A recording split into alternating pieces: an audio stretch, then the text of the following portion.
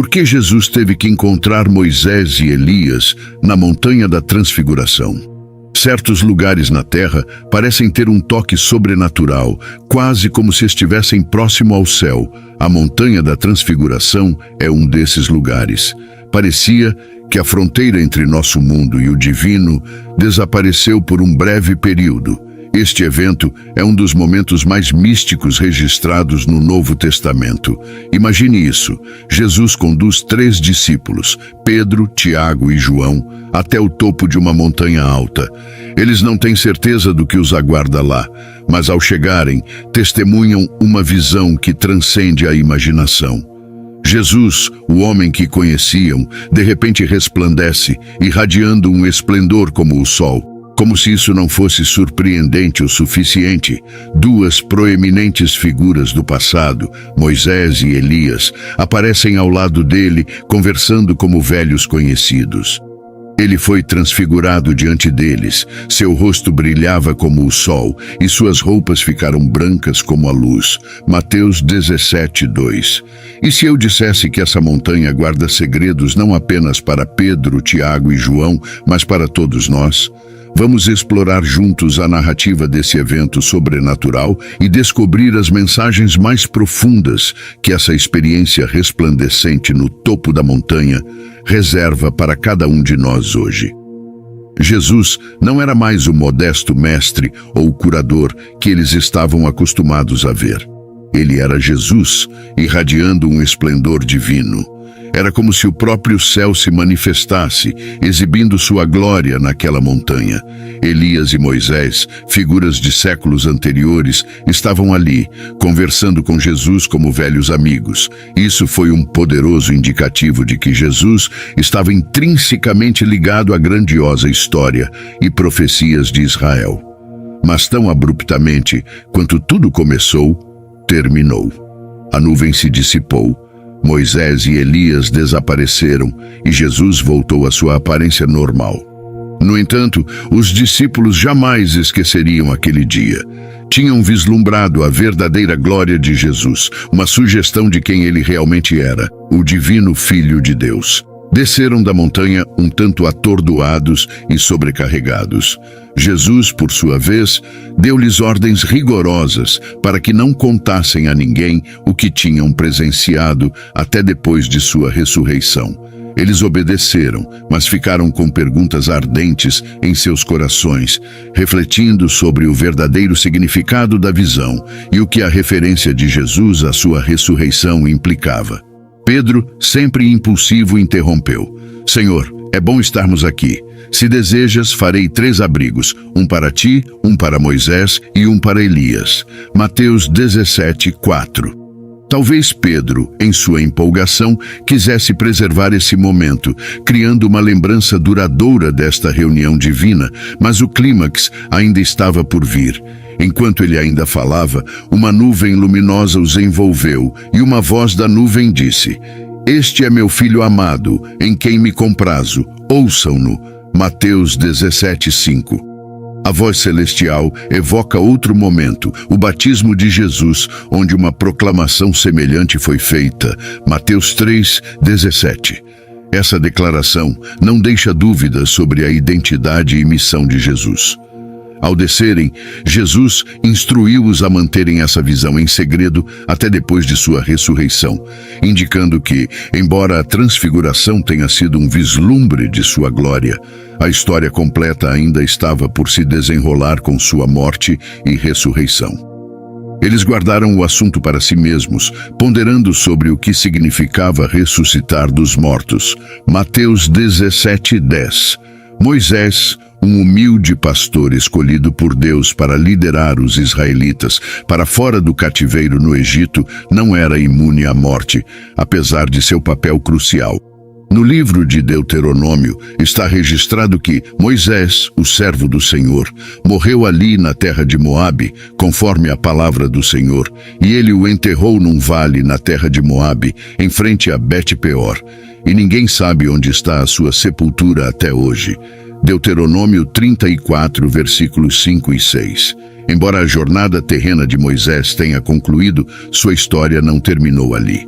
Avançando centenas de anos, encontramos Jesus, a personificação do amor e salvação de Deus. Enquanto Moisés representava a lei dada por Deus, Jesus incorporava a graça e a verdade que vinham por meio dele.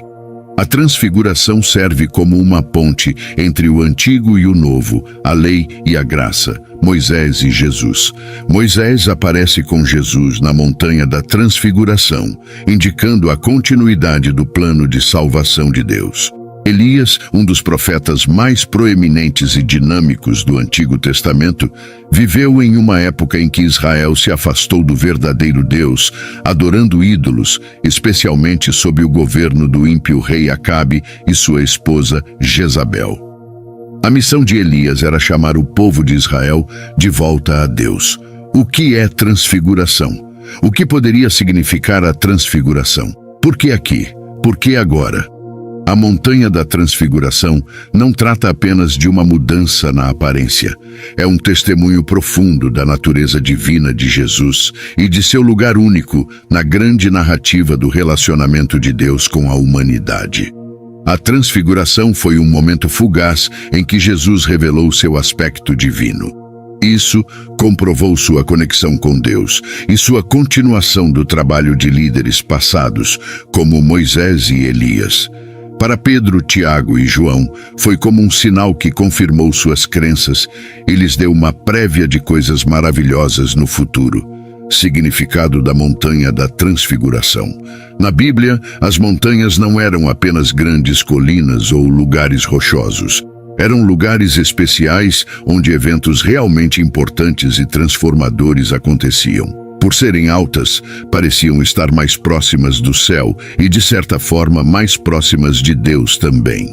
Considere Moisés e o Monte Sinai, por exemplo.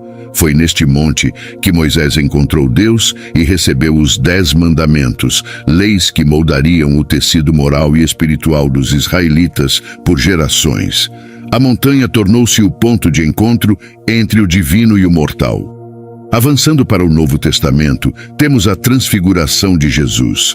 Os discípulos vendo Moisés e Elias aparecendo e conversando com Jesus, não foi apenas uma exibição de majestade divina, mas um momento de profundo significado. O que a montanha da transfiguração representa? Em primeiro lugar, confirmação divina.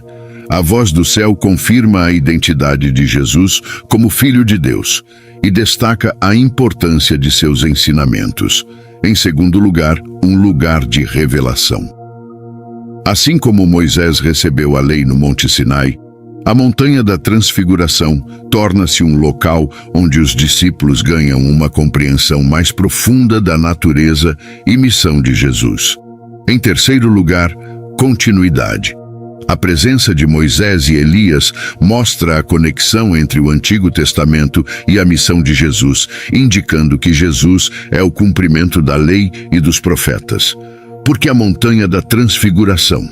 Esse Messias seria o sacrifício supremo, removendo os pecados do mundo e aproximando a lacuna que separava a humanidade de seu Criador. Quando Jesus foi transfigurado na montanha, isso teve um significado profundo.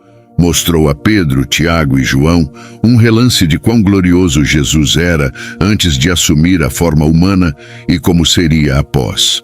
Esse acontecimento também pode ser o que Jesus insinuou previamente ao mencionar que alguns de seus companheiros o veriam em sua forma verdadeira antes de partirem. Mateus 16, 28. O que se desenrolou?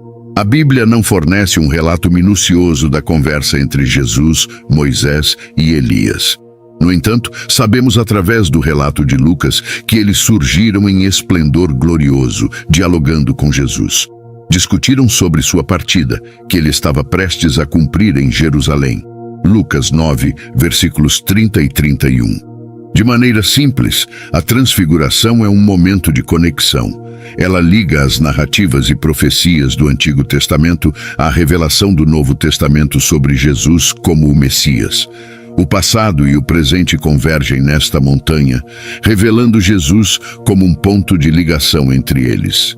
Isso sugere que eles abordaram a missão que Jesus estava prestes a concluir em Jerusalém, que envolvia seu iminente sofrimento, morte e ressurreição. O sofrimento iminente de Jesus. Após o extraordinário evento na montanha, onde Jesus foi transfigurado diante de Pedro, Tiago e João, revelando sua glória divina e conversando com Moisés e Elias, o grupo desceu para se juntar aos outros discípulos. O ambiente deve ter sido impregnado de reverência, enquanto os 3 discípulos selecionados tentavam compreender o que acabavam de presenciar. Ao se aproximarem do pé da montanha, Jesus e seus discípulos depararam-se com uma grande multidão, incluindo doutores da lei que debatiam com os discípulos. A transfiguração foi um momento crucial que confirmou a identidade de Jesus como o divino Filho de Deus. Também foi um momento que antecipou os desafios à frente. A descida da montanha pode ser vista como uma descida simbólica aos desafios que Jesus enfrentaria em sua missão. Enquanto o topo da montanha era um local de revelação divina, a base era onde as questões do mundo real o aguardavam, como o garoto possuído por um demônio. Jesus, após a transfiguração, começou a falar mais abertamente sobre seu iminente sofrimento, morte e ressurreição. A transfiguração não foi apenas um momento de glória, mas uma preparação e afirmação para o que estava por vir. A partir desse momento, Jesus começou a mostrar a seus discípulos que era necessário ir a Jerusalém e enfrentar muitas adversidades por parte dos anciãos, principais sacerdotes e escribas, ser morto e no terceiro dia ressuscitar. Mateus 16, 21. De maneira simples, a transfiguração foi como uma visão momentânea da vitória antes de enfrentar a batalha mais difícil. Ela reafirmou quem Jesus era e o que ele se propôs a realizar: a salvação da humanidade. Jesus é a solução para o maior problema da humanidade. Ele foi o cumprimento de promessas antigas, profecias e leis. Por meio dele, a salvação tornou-se possível e o amor de Deus foi revelado em sua forma mais completa, conectando o passado e o presente. Em Mateus 17, versículos 1 ao 11, encontramos um evento profundo que une muitos aspectos das Escrituras. As montanhas destacam-se nas narrativas bíblicas como locais de encontros com Deus. Moisés encontrou Deus no Monte Sinai. Elias teve sua própria experiência de transformação no Monte Horebe, e agora Jesus escolhe uma montanha como palco para uma revelação crucial. Moisés e Elias, 2 figuras imponentes do Antigo Testamento. Moisés representa a lei, tendo transmitido os 10 mandamentos aos israelitas. Elias personifica os profetas, conhecido por seu zelo pelo Senhor e seus confrontos com a idolatria. Sua presença com Jesus significa uma verdade profunda. Jesus é o cumprimento tanto da lei quanto dos profetas. Jesus realizando a lei. Nas Escrituras, a lei refere-se principalmente à Torá, os primeiros 5 livros do Antigo Testamento. Esses livros contêm uma mescla de história, profecia e mandamentos que Deus deu aos israelitas por meio do profeta Moisés. Contudo, a lei era mais do que um conjunto de regras. Era um espelho, revelando à humanidade suas imperfeições e pecaminosidade. Ninguém poderia cumprir perfeitamente toda a lei, deixando claro que todos precisavam de redenção. Em Romanos 10, 4, o apóstolo Paulo afirma: pois Cristo é o fim da lei para justificar a todos que creem. Isso não significa que a lei seja irrelevante, mas que seu propósito é cumprido em Jesus. Ela aponta para ele como a resposta à necessidade de redenção da humanidade. Em outras palavras, Jesus não descartou a lei, ele a viveu, amou e a cumpriu. Nele, as sombras da lei encontraram sua substância e as profecias antigas encontraram sua resposta. Por meio de Jesus, o objetivo final da lei, trazer a humanidade para um relacionamento correto com Deus, foi alcançado.